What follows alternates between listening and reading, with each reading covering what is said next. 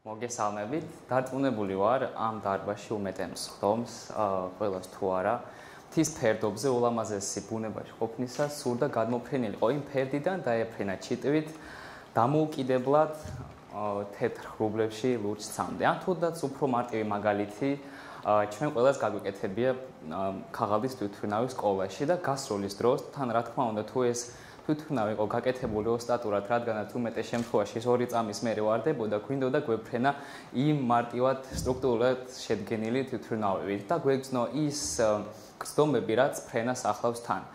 თვითონ ავიაციის სიყვარულით და ინტერესი დამებადა თვითონ ბავშვობაში, როცა დიდი ინტერესით ვაკვირდებოდი თბილისის თავზე გადამფრენ თვითმფრინავებს, მაგრამ ცხოვრებაში მყავს ერთ ყველაზე დიდი კუმირი, რომელმაც ბავშვობიდანვე, ასე ვთქვათ, საძირკველი ჩამისხა და დამაინტერესა მაგის, ფრენით და დამაინტერესა არის ბრებო. არის შუაში, ეს არის 60-იანი წლები, სანამ დაიბადებოდა დედაჩემი, ის მიყვებოდა თუ როგორ 60-იან წლებში ხტუნაობდა პარაშუტით ბოლნისის აეროდრომიდან, ასწავლიდა დამწყებ პარაშუტისტებს, რომლებიც მერე მომავალში გახდნენ ძალიან წარმატებული სპორტსმენები. მერე როგორც დაიბადა დედაჩემი, მას მოუწია პარაშუტით ხტომის შეწყვეტა და ის გააგრძელა მუშაობა ბორტგამპოლად. ამას ყვები, იმიტომ რომ ბებიაჩემის მიერ ჩემთვის მოყოლილი ამ ისტორიებით თვალები მივწყინავდა და ძალიან მინდოდა გამესინჯა ეს ხილი, რა არის ეს ფრენა და მაგიტომ ბევრს, ასე ვთქვათ, კითხულობდი და ხალხი არ მეძინა და ვოცნებობდი გაფრენაზე. რა თქმა უნდა, გავიდა დრო და მე უკვე დავიწყე, ასე ვთქვათ, ისტორიაში ჩავეძიე, მაგალითად დედალოსის და იკაროსის ისტორია, როცა დედალოსმა თავის შვილისთვის გააკეთა ბუმბულის ფრთები, გააფრთხილა, რომ არ ეფრენა მზესთან ახლოს, ის მიფრინდა მზესთან, ჩამოვარდა და ეს იყო პირველი მსოფლიოში ავიაკატასტროფა. შემდეგი მერე განვითარდა ავიაცია, რა თქმა უნდა, ლეონარდო და ვინჩის პირველი ჩანახატები იყო ძალიან ცნობილი და მერე თვითონ აი ამის რეალიზაცია სურვილის მოხდა მე-19-20 საუკუნეში, როცა ენთუზიასტებს ყოფნიდათ საკმარისი ცოდნა, ასე ვთქვათ, გამოცდილება და მასალა, რაც თავარია გაფრენის ოცნება, რომ ცაში აეწიათ თვითგაკეთებული აპარატი და პირველი პიონერები იყვნენ ძმები რაიტები, რომლებიც შეძლეს ეს გადალახეს ეს ბარიერი და შექმნეს პირველად მსოფლიოში ჰაერზე უფრო მძიმე ძრავიანი და ადამიანის მიერ მართული თვითმფრინავი, რომელიც წარმატებით გაფრინდა 1903 წელს 19 დეკემბერს. რა თქმა უნდა, ამოვლენის მერე ძალიან განვითარდა ავიაცია და ჩემს შესაძლოა რომ გავაგრძელო, ვიყავი დაახლოებით 13-14 წლის, ბევრს ხაზავდი, რადგანაც დედმამა ინჟინრები მყავს და მაგ დროს გაჩნდა პირველი პერსონალური კომპიუტერი ჩვენ სახლში. გადმოვიწერე ძალიან ბევრი ნახაზი თვითმფრინავის და აღმოაჩინე, რომ მათი გარჩევა არ გამიჭირდა. შემდგომ ჩავეძიე თუ როგორ იმართებოდა ამხელა მანქანა, ხო, ვისწავლე როგორ იმართება. მერე შემომესწავლა აეროდინამიკა, იმიტომ რომ მაინტერესებდა როგორ დაფრინავდა ამხელა რკინა ჰაერში. აეროდინამიკა და ეს ყველაფერი, რაც დაკავშირებული ავიაციასთან. შემდგომ ჩემ ცხოვრებაში გაჩნდა მეორე ადამიანი, რომელიც რეალურად მაგრძნობინად ცადა ფრენა, არის მამაჩემის ბავშვობის მეგობარი კონსტანტინე ჟუკოვსკი, რომელიც იყო იმ დროს საქართველოში ერთ-ერთი საუკეთესო მფრინავი, როგორც სამხედრო, ასევე სამოქალაქო ავიაციაში. და რომელსაც იმ დროს საერთოდ არ ვიცნობდი.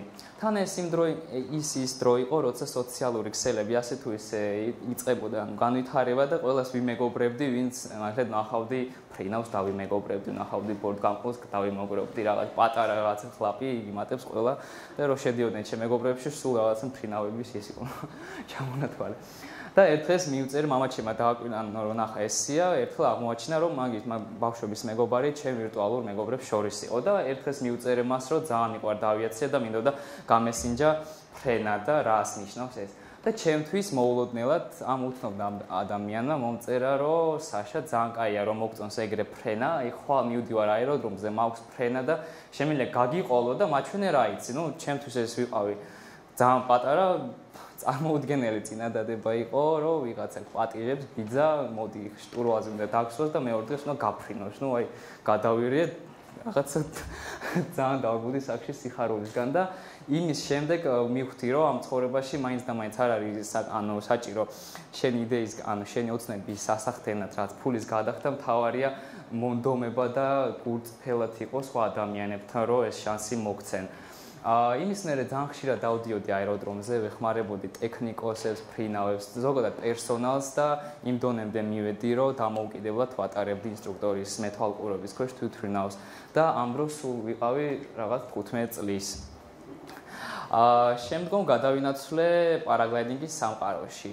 ბევრს შეიძლება გქონდეს კითხვა თუ რატო არ გააგრძელე თვითმფრინავზე ფრენა, ხო უფრო ასწორებს ამხელა რკინა დაყავს რაღაც ისტრიბეტელზე თუ ფრინავი ხარ ვაფშე ყველაზე მაგარი ბიჭი ხარ და კაცი ხარ, მაგრამ ამაზე გამაჩნია ესეთი არგუმენტი, რომ ის კი კარგია, მაგრამ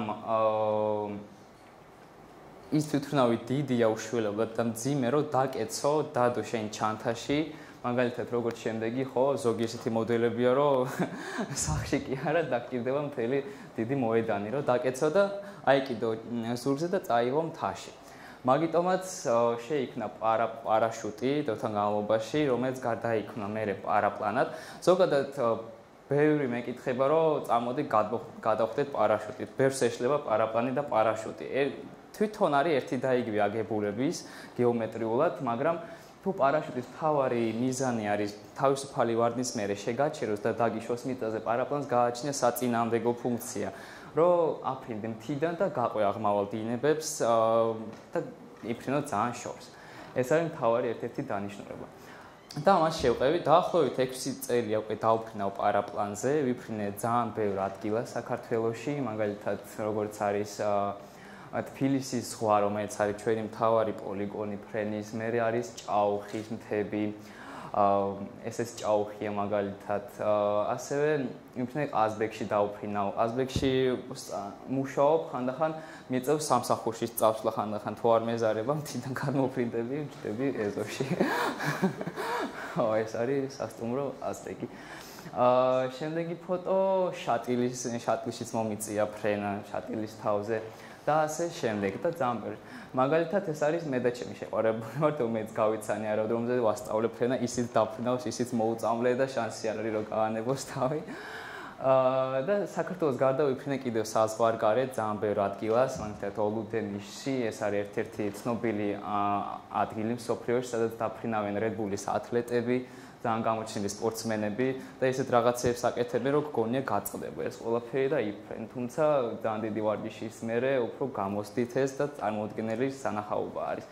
ასევე რა თქმა უნდა მეზობელ ქვეყანაშიც, მაგალითად სომხეთში, აზერბაიჯანში და ასე შემდეგ. თუმცა ჩვენი ჭიის იმის გარდა რომ ჩვენ დავფრინავთ ჩვენი ჭიის გასახარებლად, ჩვენ ვასწავლეთ ხალხს ფრენას ყოველ შაბათ-კვირას და გავყავს ხალხი, ვინც დაინტერესებულია ფრენით.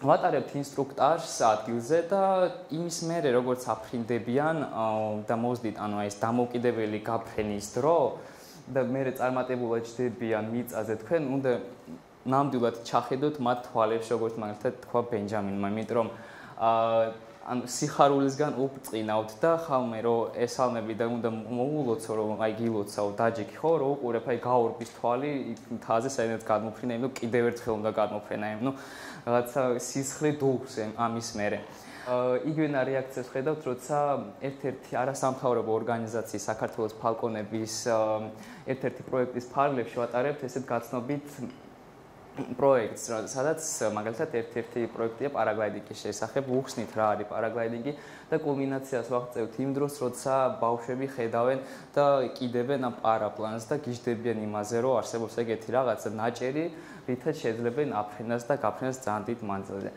იგივენაირ რეაქციას ხედავთ, როცა ვაფრენ შეზღუდულ შესაძლებლობას მქონე პირებს და როცა ვერ დადიან და მერე მიფრინავენ ლამის რო ჯდებიან, ცრემლები მოძდით ისე რეალურად უხარიათ და ეს არის წარმოუდგენელი სანახაობა. რეალურად როცა აი ეს მთელ ემოციებს ხედავ, ჩემი თავიც მახსენდება.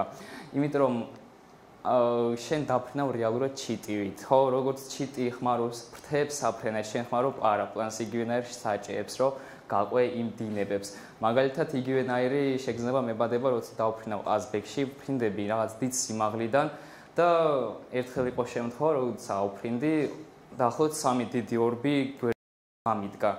და ეგრე მიყურებდნენ, თან მე მეშინოდა, იმიტომ რომ მიუფრინავდა ზემოთ ჩთილი, მოთხოვდა მეთქი არ დამეტაკო, თქვენიანი ვარ.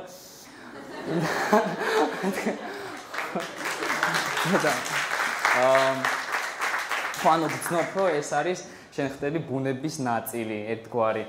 და მართლაც ვცდილობ იმათნაირად იფრინო დიდ მანძილზე და თანაც შენ არ ხარ რაღაცა, ხო, რაღაც ალუმინში, რაღაცა, შენ ხარ გახსნე, ანუ შენი თვალთახედვა არის გახსნე 360 გრადუსზე. შენ გძნობ იმ სუნს, იმ ხარს, იმ აღმავალ დინებას, ის ცივი იქნება თუ თბილი და ბოლოს მინდა გირჩიოთ, რომ რეალურად არ დაგეზაროთ, იოცნებეთ, ისწავლეთ, არ აქვს მნიშვნელობა ეს ფიზიკა იქნება, რაღაც მათემატიკა, ცეკვა, ველოსიპედი, სიარული. მე შექმნათ ისეთი ატმოსფერო და გარემო, რომ ეს თქვენი დაგროვილი მასალა გადასცეთ რომელიმე სხვა ადამიანს, იმიტომ რა იცით, თუნდაც შეიძლება შეცვალოთ თქვენ გადმოცემული ემოციი და ცოდნით შეცვალოთ თუნდაც ერთი ადამიანის ცხოვრებას, რომელიც შეცვლის დადებითად სხვა ადამიანის ცხოვრებას და ჩვენ შევსწრით სამყაროს უკეთესობისკენ. მადლობა.